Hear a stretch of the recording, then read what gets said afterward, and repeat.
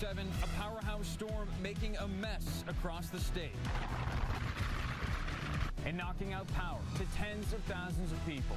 One family trapped in their home when trees snap under the pressure of powerful winds. The worst of the storm is gone, but still some wind and rain. We have storm force coverage. And a White House meeting melts down. He was shaken up by it. And that's why we couldn't continue in the meeting. While discussing the crisis in Syria.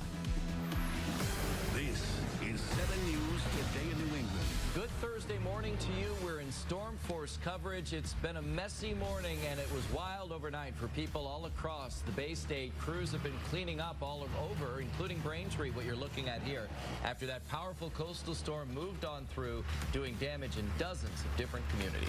And most of that damage caused by the wicked winds gusting and taking down trees, as well as power lines. Good morning. Thanks for being with us on this Thursday. I'm Amaka Ubaka. Hi, everyone. I'm Chris Anderson. Here's the good news. The worst part of the rain and wind gone. It's moved on out. But boy, now that the sun's out, you can see all the cleanup that has to be done. We have dozens and dozens of school closings. They're right there at the bottom of your screen. For more on the effort to bring power back on, which includes more than 200,000 people in the dark, we have Team 7 coverage. First up, meteorologist Chris Lambert. Boy, it got rough and tumble last night. Yeah, when you're talking about 200,000 folks without power, you know that there are a lot of power lines and trees down. It is a mess this morning, and even some of those secondary roads chock full of standing water, some downed tree limbs, and some wires, so there may be some detours that you have to take. If not, you just got to go slow out there on the roadways with all the debris left over. Gusty wind will prevail through the day today, gusts 40 to 50 miles per hour, so not as powerful as what we saw last night, but still a persistent wind through the afternoon. Peak gusts, Provincetown, 90 miles an hour.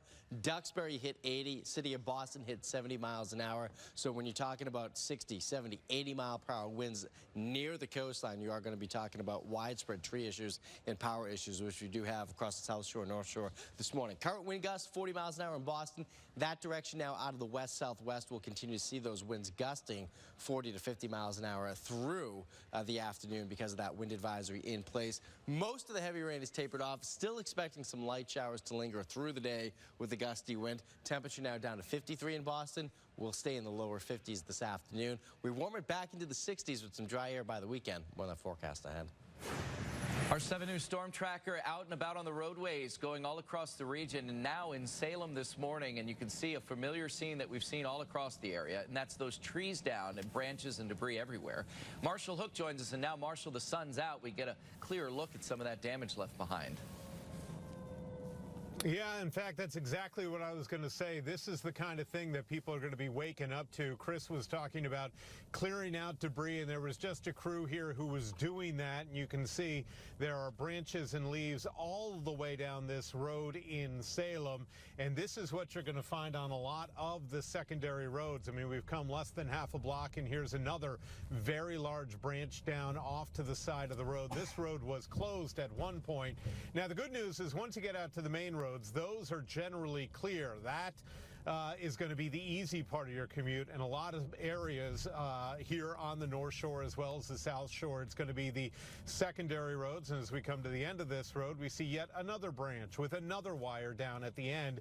This is the kind of thing that we're dealing with, to the point that I can't even really safely turn right because there are lines down over this road in both directions. So that's going to be the news on the roadways. And I know that Elena's been taking a long, hard look at the trains that are also a problem today. And we're going to check in with Elena in just a moment, Marshall. She's working to get all that information on the big train delays. And look at this, though. This is Marshfield, where those are power lines that were knocked down by the trees and then started sparking out of control. Looks like it ignited a small fire there as well. One driver shocked by what he saw. Whoa, he's driving right next to that thing. What a crazy son of a He's not even getting on the other side of the road.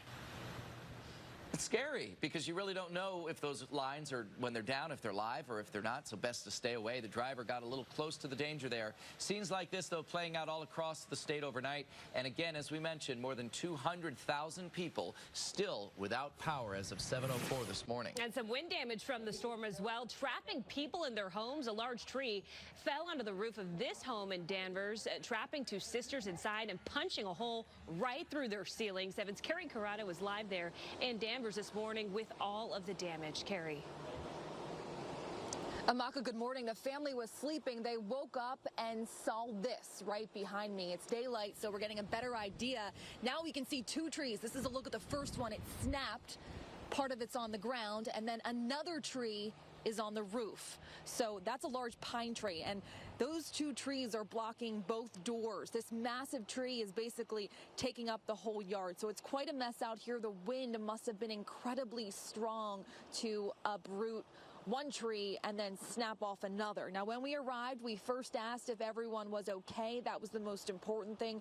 No injuries to report. We did have to carefully climb in and out of those downed trees to get to the two women and speak with them. Now, inside of their home, when they opened the front door, one of the trees were right there. There is a small hole in the ceiling from the impact, and the tree branches are right up against the glass window. So they were very lucky the tree didn't go through the roof or smash through the glass windows. So here's what they had to say. The winds were blowing fiercely all through the night, and all of a sudden we hear this big bang, so we get up and never expect it to be the pine tree. It went through our living room ceiling, part of it, and happens to be that my son was sleeping on the couch. He was very lucky that the part of the ceiling didn't go on my son's head. So the sisters and their family in good spirits, but of course a very scary situation for them the moment they heard one of the trees fall. Now, the fire department did come by to make sure everyone was safe, and they are, but the cleanup continues right here in Danvers. Reporting live this morning, Carrie Corrado, 7 News, Today in New England. We've seen the wind damage, but flooding was also one of the problems in certain areas, like in Worcester here, where you saw a car stalled out during this wild weather. They're trying to salvage what they can out of the vehicle. The driver cleaning out the vehicle right underneath the railroad bridge. This is on Kansas Street in Worcester.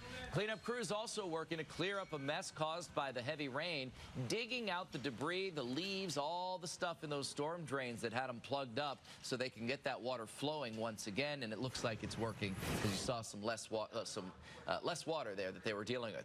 More trees came crashing down in Duxbury. There's a car tangled up in all of those branches, large trees snapping in the front yard of this home and smashing that car in the driveway. We want to get out to John Coco, who's live in Duxbury, with more, and that's not the only tree that was down. It looks like they're splintered all around you, John. Yeah, Chris, we've seen plenty of damage here in Duxbury. You mentioned that car. Take a look behind me here. You can see where that tree came down and that car in the driveway where it smashed out the back window. And then just off to the side, you can see an even bigger tree that landed on this home right here. The fire department says that a woman was home inside at the time when that tree came down. She was able to get out, but as you might imagine, it's not safe to be inside that home right now. Here's the deal. In Duxbury, school is closed. Basically, school is closed because buses can't get around town. There's so much debris in the road. There's so many trees down, wires down. We spoke to the fire department about what they've been dealing with overnight. Here's what they had to say. Probably in the last 5 hours, we've had about 30 emergency calls. A lot of trees, a lot of wires down, house services ripped off of the houses. So currently, it's difficult to get around town. The roads are just shut down because of trees that have fallen down. So at this point, even right now, if there's someone watching this that you're getting ready for work, you're about to head out, I would say around Duxbury, I would be cautious where you go because wires are still down, trees are still down, some roads at this point still closed. That's latest live here in Duxbury. John Coco, 7 News, Today New England. And the storm so powerful that it woke people up in the middle of the night. 7's Madeline Hunt is here in the newsroom with more from a woman in Everett and the terrifying close call at her house, Madeline. Amaka, when that storm rolled in, a tree came crashing down in one woman's yard. Holy crap, the whole tree. Whoa. And you can hear the surprise in that woman's voice, that tree falling down around 1 o'clock in the morning. The woman says the crash shook the whole house, waking everyone up inside. And it was so loud, she says, she thought a car had crashed into her house.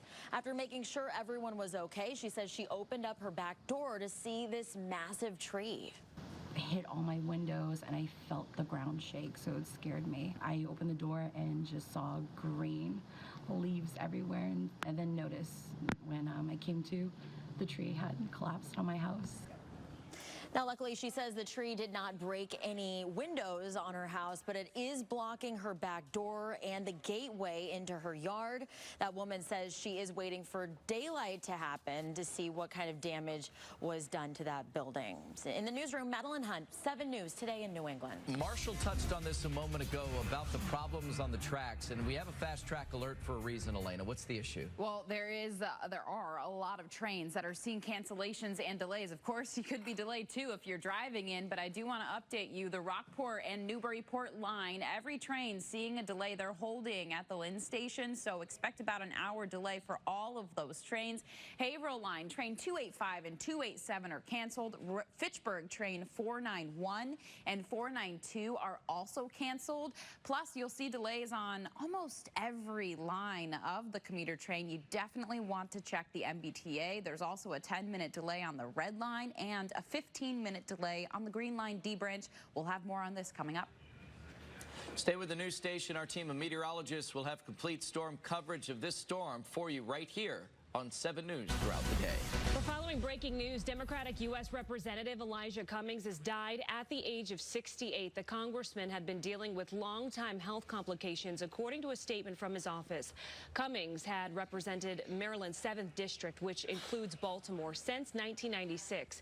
He was the chairman of the House Oversight Committee and had been a key figure in the impeachment inquiry into President Trump. Also on 7, clashing over a crisis. It's time to bring our soldiers back home. It's the way it is. He was just not relating to the reality of it. As talks began in Turkey. I hope the Vice President and Secretary of State can somehow repair the damage. Democrats pointing a finger. This was not a dialogue.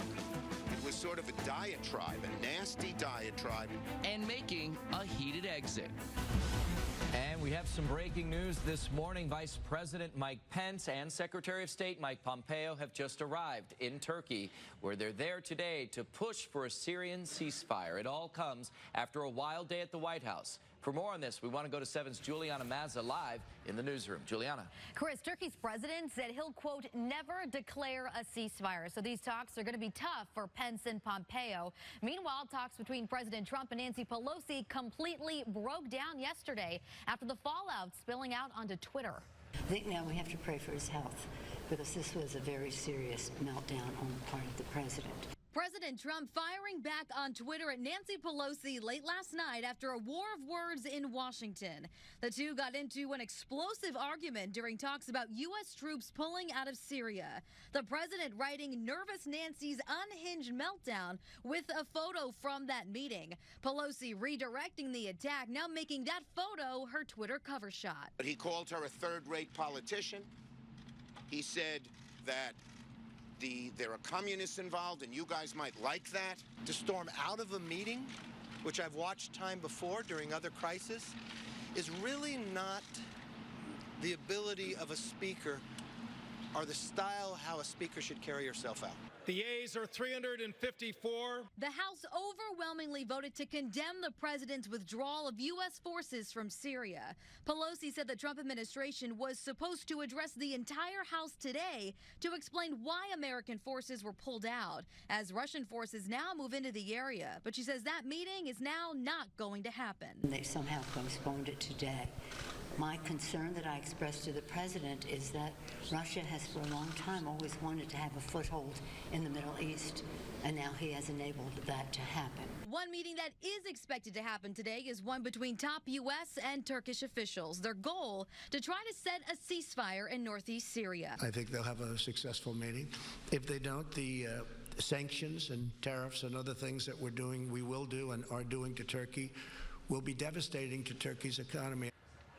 Yeah, so these talks are going to be a serious uphill battle for the U.S. In addition to Turkey's president having no interest in that ceasefire, he also says he's not worried about U.S. sanctions, which is the main bargaining chip for the U.S. Now that Pence and Pompeo have arrived in Turkey, we'll have to wait and see what happens. Live in the newsroom, Juliana Mazza, 7 News Today in New England. Could be some significant developments today. We'll have to see what happens. To see. So much more still ahead on the news station this morning. Stay with us on 7 News at 7.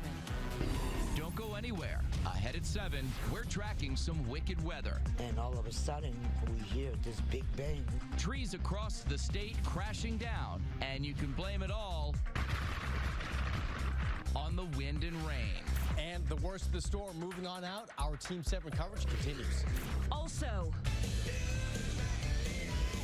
no doubt about it, where Mrs. Doubtfire is making a comeback.